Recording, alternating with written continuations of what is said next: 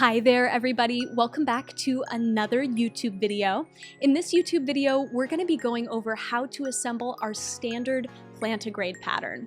This pattern is an office favorite. It's one that we've been using for a few months at the time of making this video, and it's a happy middle ground between our slim pattern and our standard pattern for Feetpaws. If you find that you like this pattern and you want to make it for yourself, you can buy it here through our fourth wall shop, or it's also available on our Etsy as well as our website store at spiltgrapesoda.com. If you want to support us for free, we would love it if you would like this video, comment below something that you enjoyed, and hit that little notification bell when you subscribe. That lets you know whenever we post a video. All that to say, we super appreciate you taking the time out of your day to watch this, and we also wanted to celebrate that we officially hit 1 million views here on YouTube. How cool is that? That is so many people with eyeballs on our content, and we super appreciate that. Thank you so much for enjoying our work. It's people like you that allow us to do what we do best, which is making animal costumes, so thank you again. And with that, without further ado, let's get directly into the video.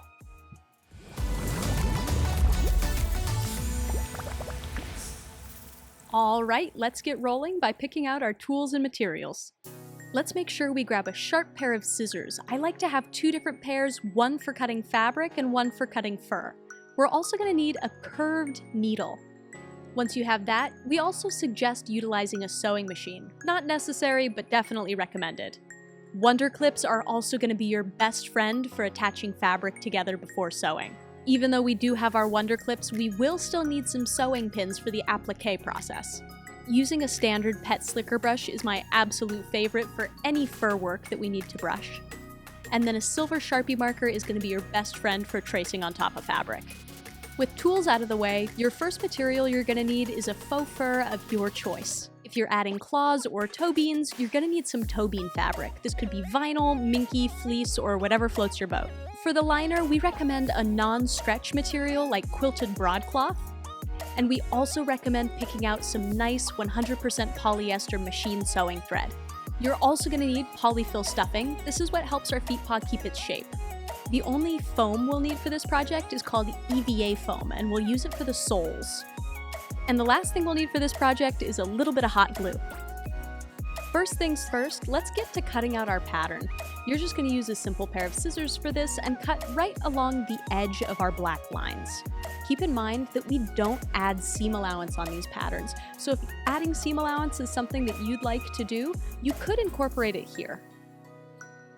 When you're printing these patterns, make sure that you print them to scale at 100%. They're already scaled to fit on the vast majority of standard size paper. 4A or letter paper works just fine. It'll have minute differences, but largely will not affect the pattern. This pattern will fit feet up to 11.5 inches long. So if you want to double check your scale, the bottoms of the feet paws from front to back should be roughly 11.5 inches. As I'm sure you've already noticed, we have 3 different style feet paw bottoms, style A, B, and C. These of course are optional. They are for the indoor style of feet paws, and if you're doing that style, as we will be here in this tutorial, select any one of those 3 that you want, whatever beans call to you, and move forward with those. There's no need to cut out each style unless you intend to utilize them later on for different projects.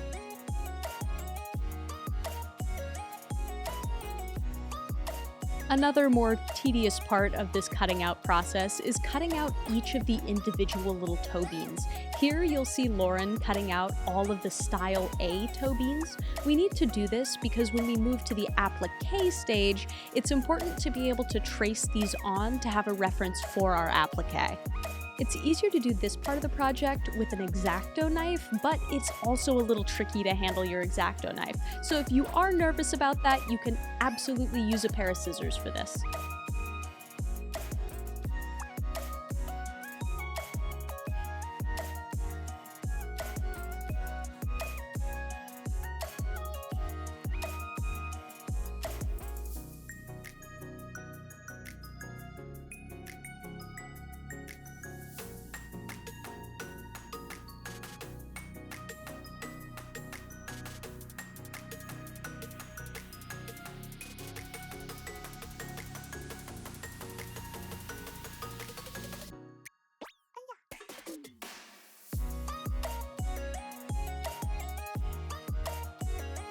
Once you've finished trimming out your required beans, go ahead and get some tape and tape them together. You'll notice some of your pieces will say attach to, and those are the pieces that you'll need to connect together with tape. While doing this, you're also going to find our optional leg extension. As the name implies, this is an optional extension to the leg. If you'd like to make your leg a little bit taller on your pair of feet paws, this is a great option to include, but if you'd like to keep them the standard height, there's no need to attach it. If you would like to add that leg extension on, you may need to adjust the size of that leg hole. Now that we have all of our pattern pieces taped together, let's take a second and we'll talk about how to adjust that leg extension. To make sure this leg extension fits, you'll need to pull a measurement around the widest part of your calf.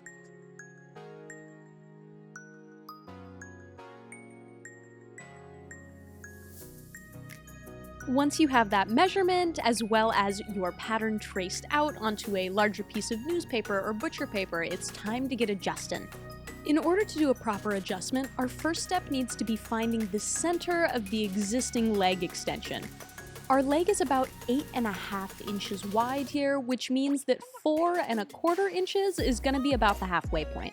With our halfway point found and marked, we now need to start working with our calf measurement. Like sewing anything else, it's important that we give ourselves a little bit of wiggle room, so I always recommend adding at least 2 inches to your calf measurement. Once you have the number of your calf measurement plus 2 inches, we're now going to take and divide that number by 2.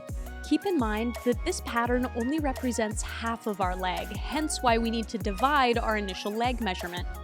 Once we do that, we will actually need to divide our leg measurement again in order to find the center of the half of that measurement. In this case, the number that we ended up with was 9, and so half of 9 is 4.5, and so we aligned the 4.5 mark with the center of the original leg center. Once that was aligned, we were able to mark 0 and 9 to get these external markings that represent our adjustment for the leg. From there, you'll see Lauren match up the end of the yardstick with the bottom of the footpaw leg in the back, as well as the new marking at the top. We need these diagonal lines to ensure that the bottom of the foot doesn't change size, only the leg itself. Keep in mind that you'll need to do these adjustments not only to the leg fur pattern, but also to the liner pattern, as the two need to match. Another handy tip that we find helpful is to laminate your pattern. Not only does this lamination part make the printer paper far easier to trace, but it's also great for using this pattern for years to come.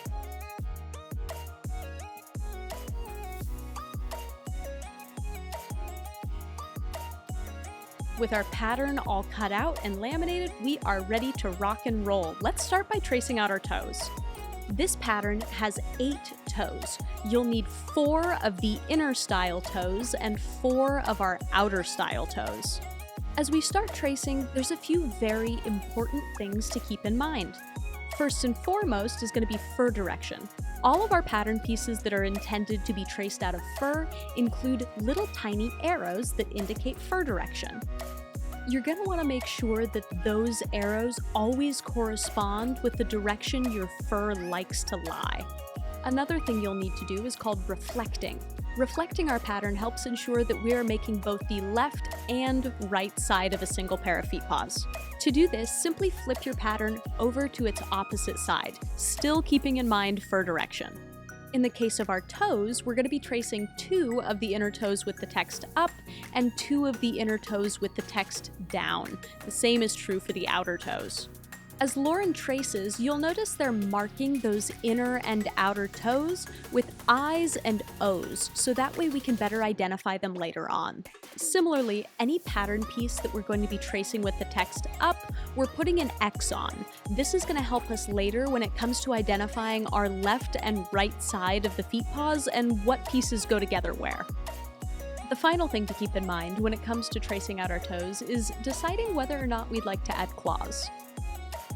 Each toe pattern has little indicator dashes that are claw markings that are there to help you align your claws. Go ahead and use those dashes to create matching dashes on your trace out itself if you do choose to add claws. If not, ignore it. Don't worry about it.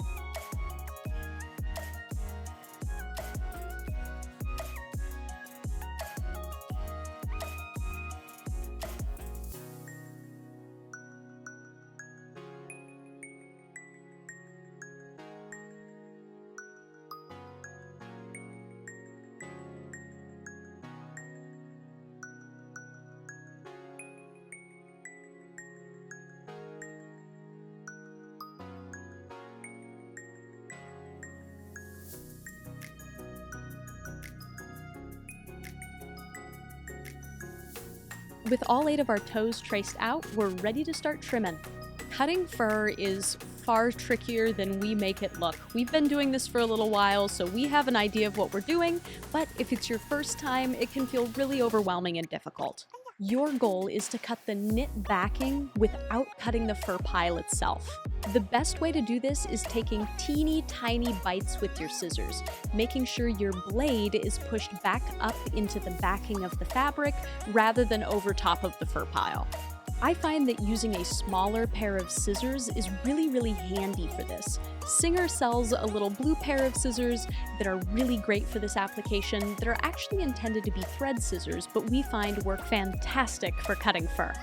At the beginning of the video, I made a very brief comment about how we don't actually include seam allowance in our patterns. The nice thing about fur is it has a little bit of stretch and give, so when we sew fursuit parts like this, we don't actually utilize a whole lot of seam allowance.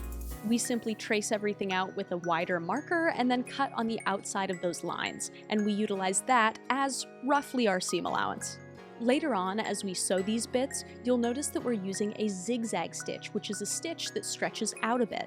That little bit of flattening with the stitch mixed with the normal amount of stretch that fur has actually accounts just fine for this minimal use of seam allowance. All that to say, if you are a fan of more seam allowance, more power to you.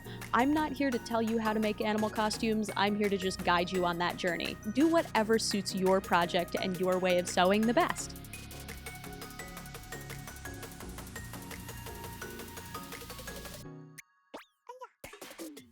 Now that we have our toes all cut out, we're gonna go ahead and sew up all of the little darts. The darts are those little V shapes on the side of the larger V, and those are designed to provide curvature to our toes. Once you have the little darts clipped up, just bring them right over to the sewing machine and zigzag them shut. Once those smaller darts are sewn up, if you're choosing not to add claws, you can go ahead and move straight into sewing the larger V's together. If you do want to add claws, follow along with this next section where we'll teach you how.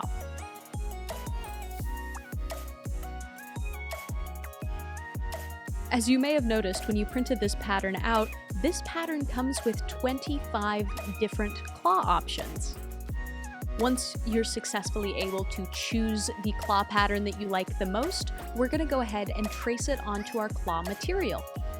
Your claw material can really be anything. You can choose to use vinyl or fleece or neoprene, but in our case, we're going to use minky. We have 8 toes. That means we're going to need 8 claws. Go ahead and trace out 8 of those claws, and then when you're done, double up your fabric. This keeps us from having to individually cut out and sew each of these pieces. Instead, we can sew them all together on a sheet.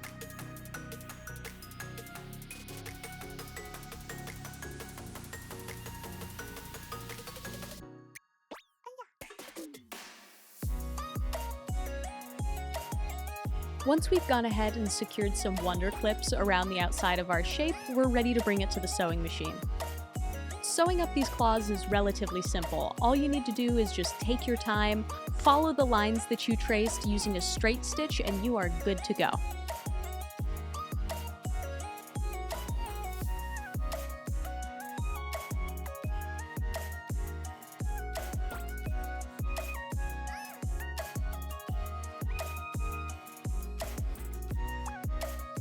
For the volume of feet and hand paws we make, sometimes sewing up claws by hand can be really time-consuming.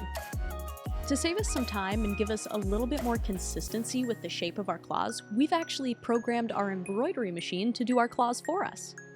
Our embroidery machine is crazy fast, so it's really handy if we need to do 100 or so claws for an upcoming convention.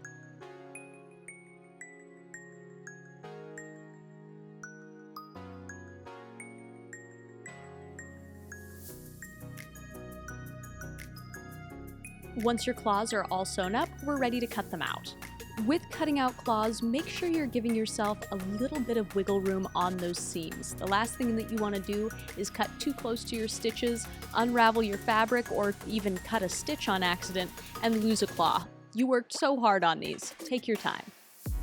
Once you've got them all cut out, you're going to go through the tedious process of flipping them right side out and then going in with a little bit of polyfill stuffing and stuffing them to your desired density. Keep in mind that the more densely you stuff your claws, the more difficult it's going to be to sew them into your toes. However, a more densely stuffed claw is also going to hold its shape better. Find a density that works for you while keeping these things in mind.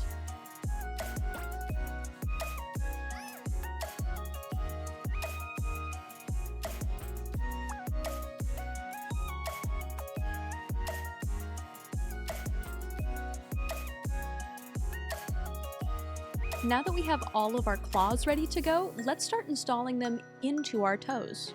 The beginning of the tutorial, while we were tracing out our toes, I asked you to add those little claw alignment markings from the pattern if you were choosing to add claws. That's where these come in handy. With the claw pattern that we're using, we're choosing to align the top of the claw with that line. However, if you use a different type of claw, you may want to align it differently. So just use that as a baseline to make sure all of your claws are aligned symmetrically throughout your project. With something as tricky as claws, you'll learn quick that the more clips you add, the better.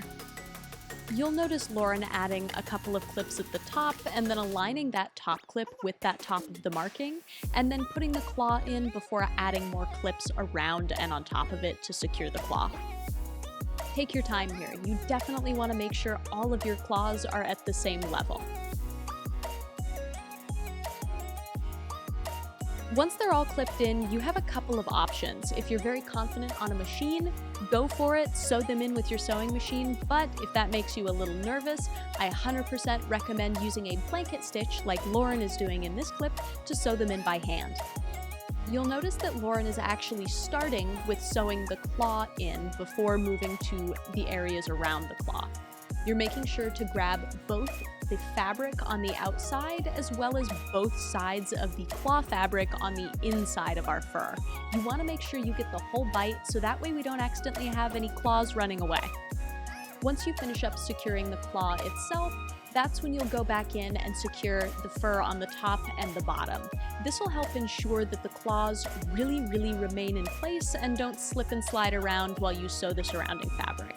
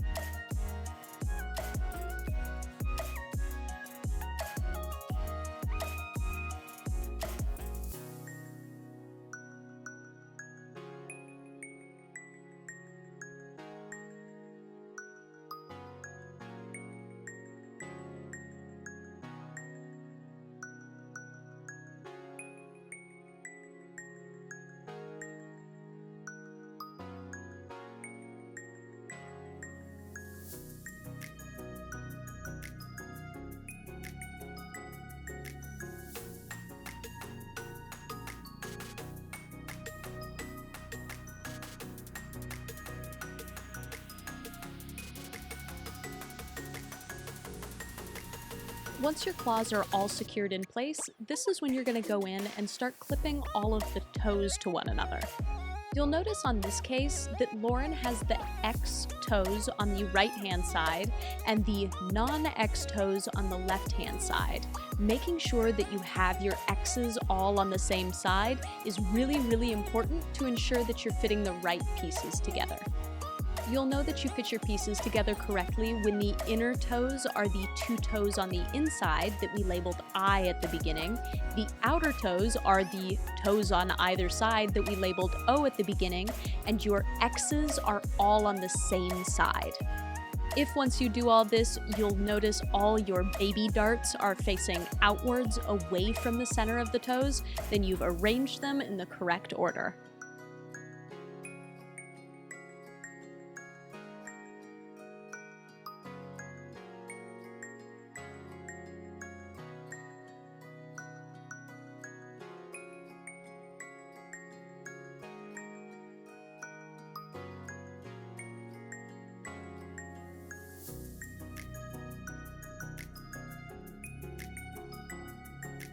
Just like the toes, you'll need to reflect these leg patterns. You'll notice here that the back edge of our legs is perfectly straight, and so you're actually able to reflect it, if you have enough space, right along that back line.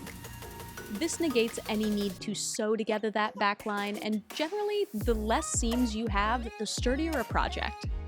Once you have both of your legs all traced, go ahead and cut out all of these pattern pieces. Generally, cutting long fur is far, far easier than cutting short fur, and so you'll probably have an easier time with this than you had with your toes. Regardless, just remember to take little tiny snips and really take your time, ensuring that you're cutting the backing of the fur and not the fur pile itself.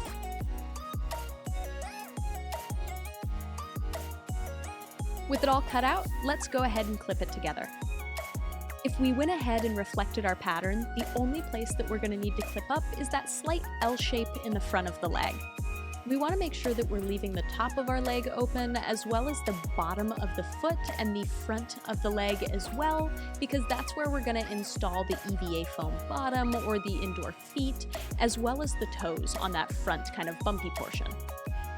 Once they're all clipped up, all you're going to do is take it right on over to that sewing machine and run a zigzag stitch along that edge.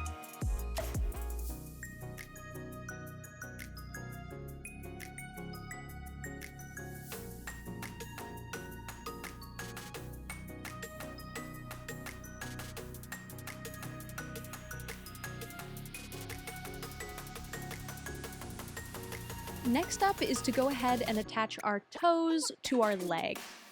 We find placing initial anchor clips where we know seams are going to meet, like the little bumps in between the centers of the toes, is a good start before we start filling out in between with the clips. Some people say less is more, but this is definitely not the case here. Clip this baby up. There are a lot of tricky seams on this, and the more clips that you have, the better control you're going to have of your fabric. Once you're feeling prepared, go ahead and bring it back over to your sewing machine and attach those beans with that zigzag stitch again. I find that doing individual toes is better than doing it all at once, but it's up to you to determine what works best for you and your skill set. With the top of our feet paws primarily sewn up, let's go ahead and pivot into working on our indoor feet paw bottoms. For those of you completing the outdoor version of this feet paw pattern, refer back to the written instructions and skip along in the video to the liner portion. For those of you doing the indoor version of this pattern, welcome to your own personal hell, but don't worry, I'm going to show you a trick that helped me when I was first learning. Start by tracing out 2 of our feet paw bottoms with the toe bean style of your choice. Make sure you're also tracing within your cutout beans, as this is going to be our guide for our applique.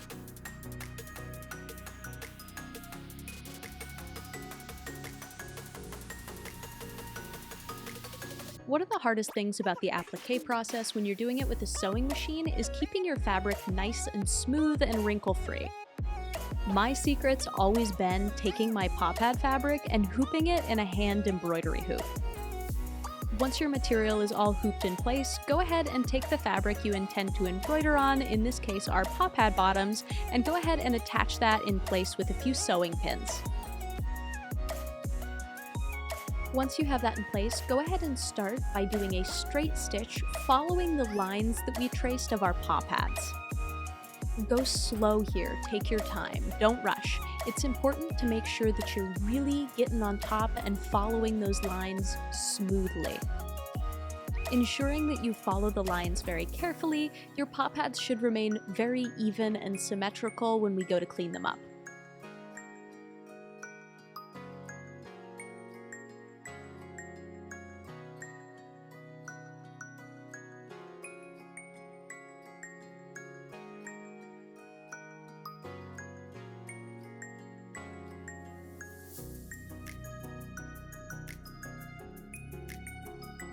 Depending on how long the throat is in your machine, it's likely that you'll have to do this in a few sections. You'll see me hooping up another piece of fabric and then pinning my footpaw bottom down onto it again. This may take you 3 or even 4 goes per footpaw, so definitely be patient with yourself and take your time.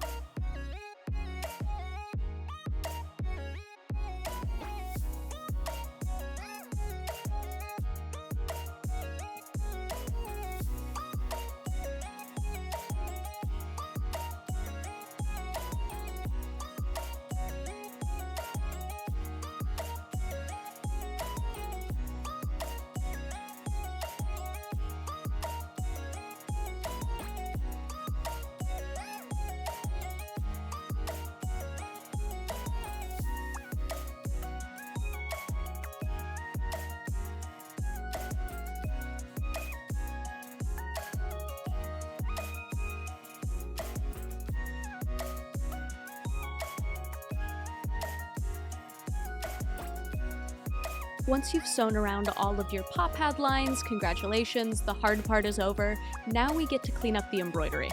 I like to use a small pair of scissors or even a pair of appliqué scissors if you have them to carefully trim off the excess fabric.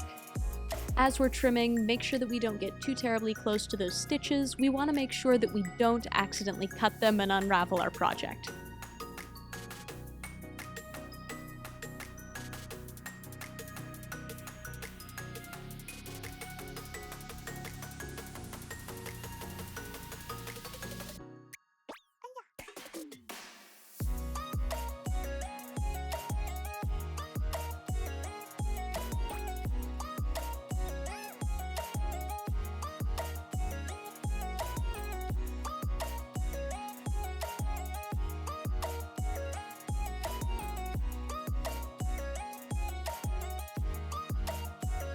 Once we're all trimmed out, you're welcome to go ahead and bring that back over to the sewing machine and use a snug zigzag stitch to really seal down those edges of your fabric. Not only is this going to improve the longevity and heavy dutiness of your project, but it's also going to make it look really nice and clean.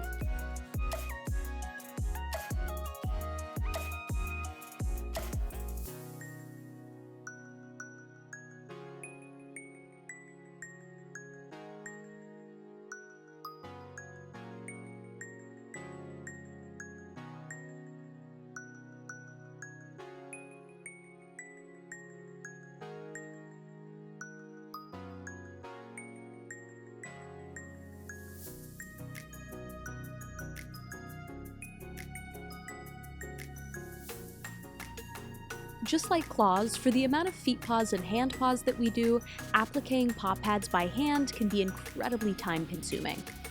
This is another project that we've actually programmed our embroidery machine to do for us. It works very, very similarly to doing it by hand, but instead of us moving the embroidery around, an arm moves the embroidery while the needle just moves up and down in place. The embroidery machine that we're using here is a FAF Creative Icon. While they're really helpful for our scale of business and what we're doing, I can't recommend them confidently for a newer business or someone just trying this out, as it is a very expensive investment. With our feet paw bottoms all finished up, let's move right into working on our liner. Similar to how we do the claws, I really like to double up this feet paw bottom fabric. This helps so I only have to go ahead and trace out 2 of those leg pieces and then 1 of the liner bottom pieces. Don't worry about cutting these out super duper clean before lining the edges with Wonder Clips. All we have to do is go ahead and sew on the lines we traced out, and we can cut off the excess after. Because our liner isn't fur, we don't actually need to utilize our zigzag stitch here for that additional stretch. Using a straight stitch for this portion is just fine.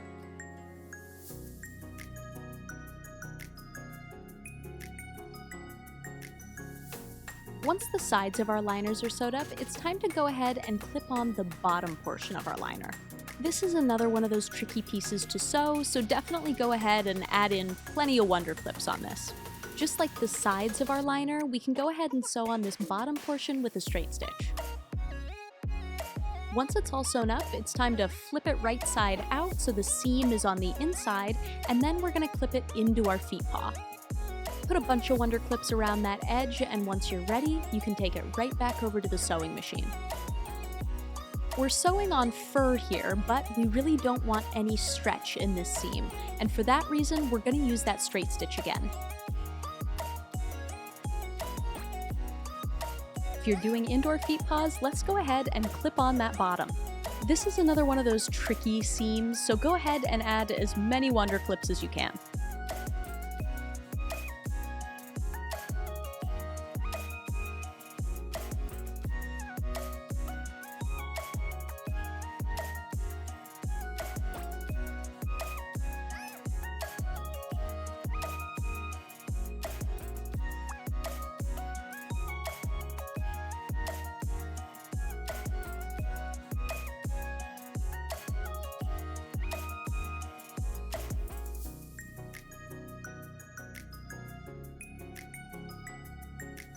Now that we're all clipped up, go ahead and move back to the sewing machine and use a zigzag stitch to sew all the way around the bottom.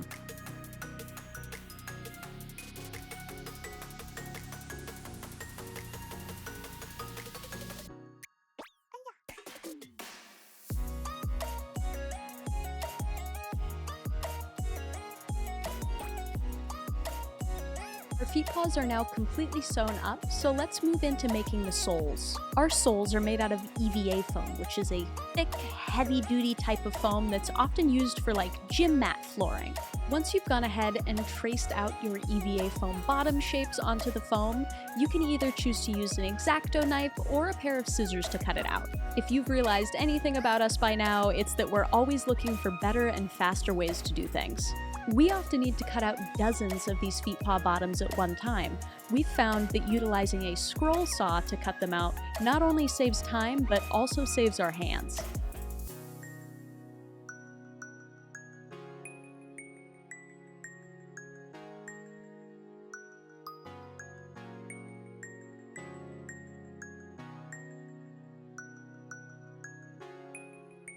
Once our bottoms are all cut out, the next thing we need to move into is a process called scoring.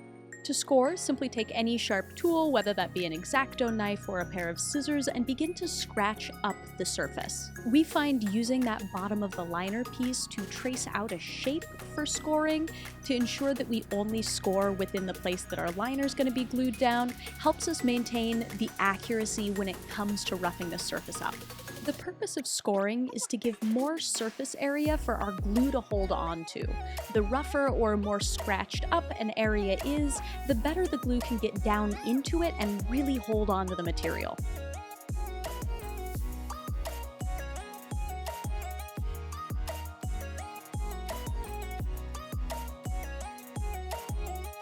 Speaking of glue, it's finally time. Let's get to gluing. Pull the liner back up out of the feet paws, and we're gonna go ahead and glue it to the spot we just scored.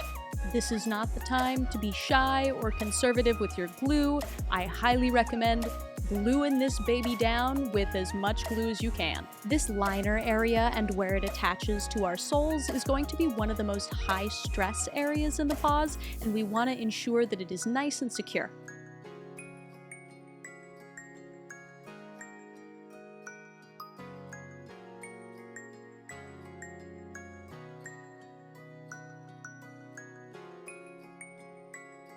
With our liner all glued down, it's time to flip everything right side out. To do this, we're going to need to backtrack just a little bit and go ahead and cut a hole up in the back of our leg, anywhere from 5 to 6 inches long. With the hole cut, let's begin to flip our feet paws right side out.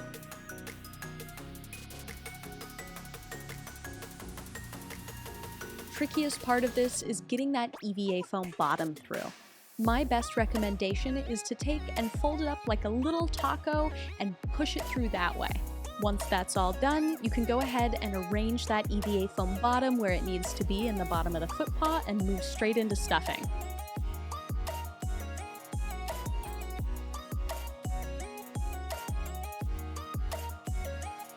Stuffing is one of those very, very tricky things to describe how to do it right. Discovering the right way to stuff is largely a personal journey, and I can only leave that to you. All that to say, there is a few important things to keep in mind. As you stuff the feet paws, use little handfuls, particularly for stuffing the toes, and stuff one toe at a time. This is important to helping the toes maintain their shape and curvature. When it comes to stuffing around your foot and up the leg, the important thing to keep in mind is the more stuffing you add, the snugger fit you will have.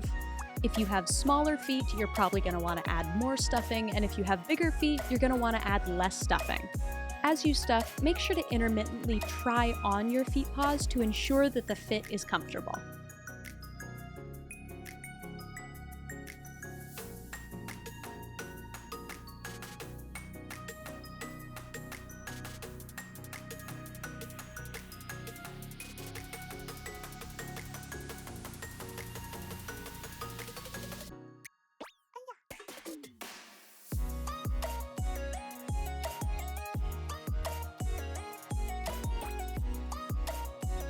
Once your foot paw is stuffed to the desired density, it's time to sew up the hole that we created to flip it right side out.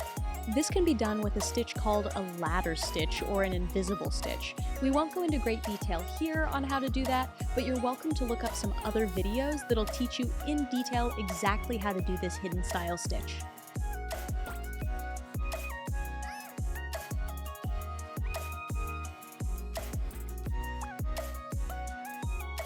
Once you finish sewing up the back of your feet paws, you're done. Congratulations, those look great. These are the feet paws that we made with the leg extension, but if you chose not to use the leg extension, here's what your feet paws would have looked like. Whichever version you ended up deciding on, I'm sure they look absolutely fantastic. You did amazing. I hope you learned something new or expanded upon old skills. I cannot wait to see them. Thank you so much for watching our most recent video. We wanted to give a special thank you to those of you on our Fursuit University tier over on Patreon. Those names are going to be Willow, Mary, Rapid Sparks, The Brandix, Bark Roast, Freckled Cat, Mackenzie, Marcus D, Skiggles, Lilitu the Deer Bunny, Makai Narichi Uchiha, Star, Samantha H, Autumn, Ajax, Teacup Lion, Luma, Shape Twitty, and Sir Breakdown. It's because of people like you that we get to do what we love every single day as a full-time job, which is pretty crazy and cool. So thank you. Speaking of Patreon, if you like stuff like monthly fursuit making courses or monthly patterns or weekly updates about our office, you have to check out our Patreon. We have that and so much more over there. Thank you again for watching our video. We so appreciate you guys. If you want to get updates for when these videos are posted, definitely follow below and like the video, and then click that little notification bell and you'll get notified every single time we upload a video. On that note, it's been real. Thank you again for watching our video, and we'll see you in the next one. Bye!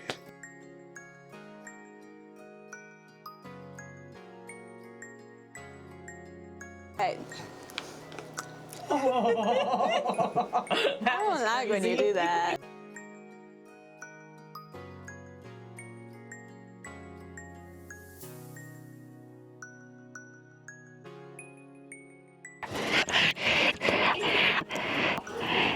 Dylan sucks. Thank you.